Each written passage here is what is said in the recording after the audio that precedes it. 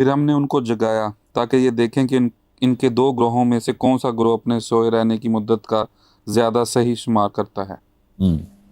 یہ تو ابھی واقعہ آپس بیچ میں جو کچھ ہوا وہ تو بعد میں اللہ تعالیٰ نے بتایا. یہاں پہ اللہ تعالیٰ نے ایک دم بتایا کہ جب یہ اٹھے تو خود اللہ تعالیٰ بتا رہے ہیں یہاں پہ کہ ان دونوں کا ڈائلاگ کروایا دونوں گروپس کا. اس کا مطلب ہے کہ یہ 3 سے بھی زیادہ ہیں، 2 گروہ بنے، ٹھیک ہے، ورنہ تو 2 گروہ نہیں بنتے نا، 3 کے گروہ ایک بنتا ہے، 2 بندے ایک طرف ایک بندہ ہے، تو یہ 3 سے تو زیادہ ہیں.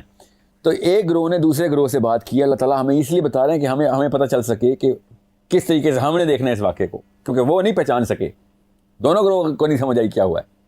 ہمیں اللہ تعالیٰ بتا رہے ہیں کیا ہوا، مگر یہ واقعے کے اندر ڈائلاگ، آپس کا ڈائلاگ ہمارے لیے اللہ تعالیٰ نے بتایا ہے. پڑھیں ابھی پتہ چلتا ہے آپ کو. ہم تمہارے سامنے ان کا واقعہ ٹھیک ٹھیک بیان کرتے ہیں. نہیں، یہ آیت دوبارہ پڑھیں. پھر ہم نے ان کو جگایا تاکہ یہ دیکھیں کہ ان کے 2 گروہوں میں سے کون سا گروہ اپنے سوئے رہنے کی مدت کا زیادہ صحیح شمار کرتا ہے. جی، اب یہ اس میں سے بات سمجھنے والی ایک اور ہے کہ جب آپ کسی ایسے واقعے سے گزریں گے، کسی ایسی ڈائمینشن کی ٹرانزیشن سے گزریں گے، تو آپ کے اوپر کیا فیلنگ ہوگی یہ بتایا ہے اللہ تعالیٰ نے کہ آپ کو یہ فیلنگ آئے گی نہیں کہ وقت گزرا ہے، حالانکہ وقت کتنا سینکڑوں سال گزر چکے ہوں گے، آپ کو کوئی احساس ہی نہیں ہوگا. سمجھ رہے ہیں؟ سو چاہے وہ دجال کر رہا ہو کسی مرضی طریقے سے، اور کیا پتہ اسی ٹیکنالوجی کے تھرو اس نے یہی والے راستے کھولنے ہوں، یا پھر ہم ویسے کسی طریقے سے کوئی ایسی علم کے تھرو ہم اتنی ترقی کر لیں کہ ہم بھی اس طرح کے واقعات کر سکیں لوگوں کے ساتھ، کہ ایک بندے کو 100 سال کے لیے سلا دیں وہ اٹھے. تو سائنس ابھی تک ایسا واقعہ، ایسی علم کو نہیں جانتی، نہ ہی ایسی نفسیات تک پہنچی ہے، بنا سکی ہے کہ ایک انسان کو 500 سال کے لیے ہم یا 300 سال کے لیے ہم کسی ایسے پروسیس سے گزاریں اور اس کے بعد وہ واپس اٹھے تو اس کے ساتھ وہ والی نفسیات اس کی بنی ہوں جو کہ اصحاب کہف کی بنی. یہ ان اصولوں کے خلاف ہے، یہ جملے جو اصحاب کہف کے گروہ نے آپس میں ایک دوسرے کو بیان کرنے، وہ اصول جو اس وقت کرنٹ علوم کے تھرو ہم سمجھ سکتے ہیں کہ اگر ایسے واقعہ ہو جائے تو ہم کیا بات کریں گے، وہ والی بات نہیں کریں گے جو یہ تو گروہ بات کریں گے. یہ اللہ تعالیٰ ہمیں یہاں پہ بتا رہے ہیں وہ کیا بات کی انہوں نے. ہم تمہارے سامنے ان کا واقعہ ٹھیک ٹھیک بیان کرتے ہیں. یہ کچھ نوجوان تھے جو اپنے پروردگار پر ایمان لائے تھے اور ہم نے ان کو ہدایت میں خوب ترقی دی تھی.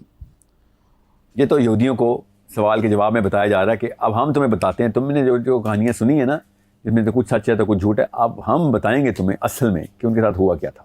یہ ہے اس آیت کی ٹون کہ تم نہیں ہمیں بتاؤ گے اصحاب کہف کون تھے، اے محمد یہ لے کے آئے تھے نا سوال.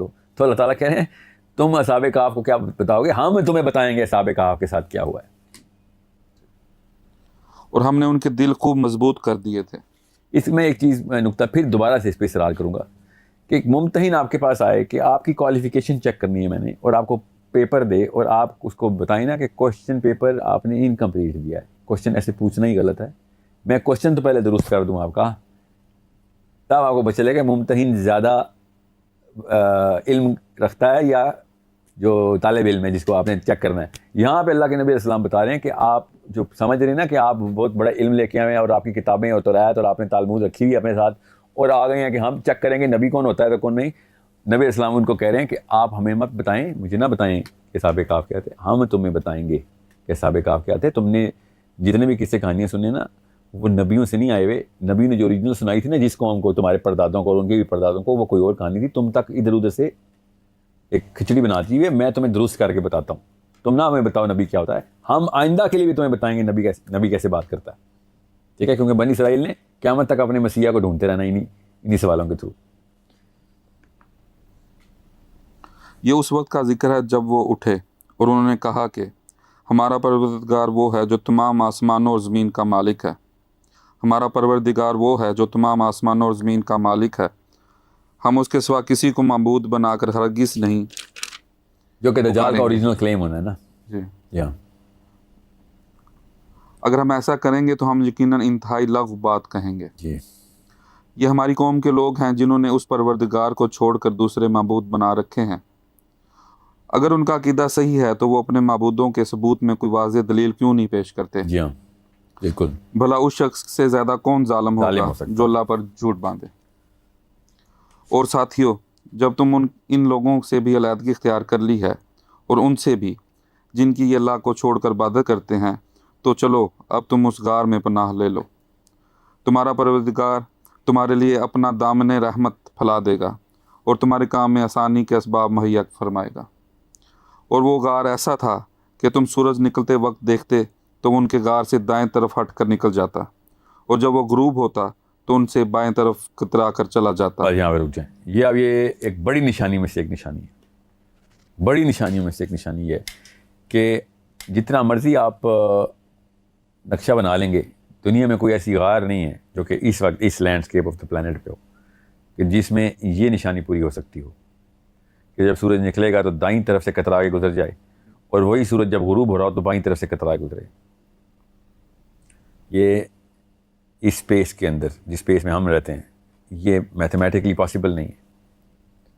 میں نے آپ سے کہا نا، 1000 سال کی محنت چاہیے تھی، ہمارے علم کی اتنی پختگی چاہیے تھی، ہمیں اس آیت کے اوپر بحث کی اتنی پختگی چاہیے تھی کہ ہمارا علم اس لیول تک آ چکا ہوتا، مگر ہم نے قرآن سیریس نہیں لیا۔ اس آیت میں جو میتھمیٹکس اور جیومیٹری بتائی ہے، میتھمیٹکس جیومیٹری کی بیسس ہوتی ہے نا، جو جیومیٹری بتائی ہے نا اس غار کی، وہ پیپر پہ آپ ڈرا نہیں کر سکتے۔ سوچیں ذرا، آپ کا ذہن کیا بناتا ہے نقشہ کہ ایک ایسی غار ہے جس کے اندر ایک کھلا علاقہ ہے، جو آگے اللہ تعالیٰ بتائیں گے کہ ہم نے ان کو کھلے علاقے میں، غار کے اندر اسپیس گراؤنڈ ہے، ایک فلیٹ ایریا ہے جدھر یہ سو رہے تھے سارے۔ یہ اگلی آیت میں اللہ تعالیٰ بتا رہے ہیں۔ اس کا مطلب ہے کہ اندر سے فلیٹ ہے، باہر جہاں سے بھی وہ سوراخ ہے غار کا جہاں سے وہ انٹر ہوئے ہیں، وہ جس مرضی طریقے سے آپ اس کو غار کو پریزنٹ کریں، اس ٹیبل کے اوپر بنائیں، پیپر پہ نقشے بنائیں، آپ کو پتہ ہے سورج آسمان میں کہاں سے نکلتا ہے، کیسے نکلتا ہے اور کیسے غروب ہوتا ہے، وہ اپنی آرک پوری کرتا ہے۔ دائیں طرف جب طلوع ہوتا تھا تو دائیں طرف سے کترا کے گزر جائے گا سورج، کسی بھی اینگل پہ دائیں طرف سے کترا کے گزروائیں ذرا جیومیٹری میں، تو وہ بائیں طرف سے غروب ہوتے ہوئے نہیں گزر سکتا۔ طلوع کے وقت اگر دائیں طرف سے راستہ چھوڑ کے گزر رہا ہے تو بائیں طرف سے غروب کے وقت وہ نہیں گزر سکتا۔ ایسا کوئی اینگل نہیں ہے جو کہ آپ کسی بھی ایسی غار کا بنا سکیں اس فلیٹ ارتھ کے اوپر۔ یہاں سے آگے ہی نہیں جانا چاہیے ہمارا پروگرام بھی اور کوئی بھی بحث بھی، کہ جب تک ہم اس غار کی جیومیٹری نہیں سمجھتے، ہمیں سمجھ کیسے آئے گی نشانی کیا ہے۔